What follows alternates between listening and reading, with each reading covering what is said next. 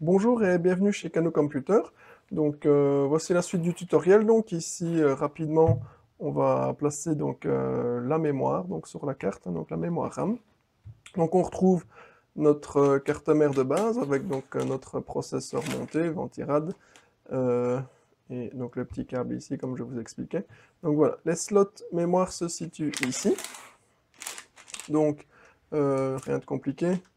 Vous avez des petits ergots pour les ouvrir. Voilà. Donc simplement, on débloque. Je débloque les deux ici parce que le client, dans cette configuration, a opté pour deux barrettes de 4 Go de RAM. Donc voici, de la Corsair classique. Donc voici nos deux barrettes de mémoire.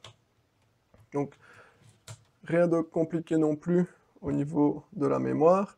Sur la carte mère, donc on a donc le slot ici de mémoire. C'est numéroté donc A1, B1, A1, B1. Sur d'autres modèles de carte mère, vous pouvez avoir plusieurs slots et des configurations spécifiques au niveau de la RAM, notamment au niveau du dual channel. C'est à vérifier dans le manuel de la carte mère, on ne va pas entrer dans les détails ici, il faut savoir que ça existe. Ici, de toute façon, on n'en a que deux. Donc voilà, également un détrompeur au milieu du slot. Donc on a une partie plus grande, une partie plus petite, donc vous ne savez pas vous tromper. On retrouve la même chose sur la mémoire.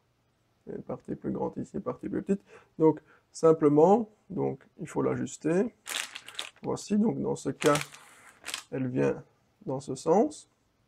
Vous la glissez dans les petits ergots, simplement. Voilà, donc là, elle descend. Et alors, on la fixe. Donc là, de nouveau, légère résistance, c'est normal. Vous appuyez pour que les petits ergots remontent d'eux-mêmes.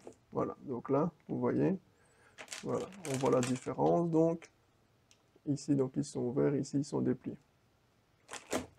On va placer notre seconde barrette.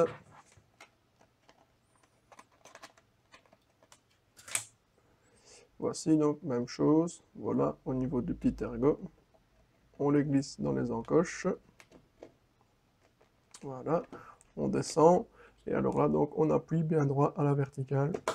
Voilà, pour que ça se clipse des deux côtés. Donc, il ne faut pas avoir peur à appuyer. Donc, évidemment, n'appuyez pas ça non plus de travers ou ce genre de choses. Mettez-vous sur une surface plane, sur quelque chose où vous pouvez appuyer, un mousse, une boîte, quelque chose d'antistatique, ce genre de choses, pas directement sur un bureau ou comme ça.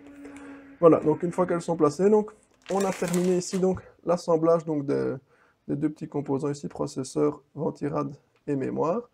On va pouvoir passer à l'intégration dans le boîtier. Donc maintenant, vous travaillez un peu comme vous voulez.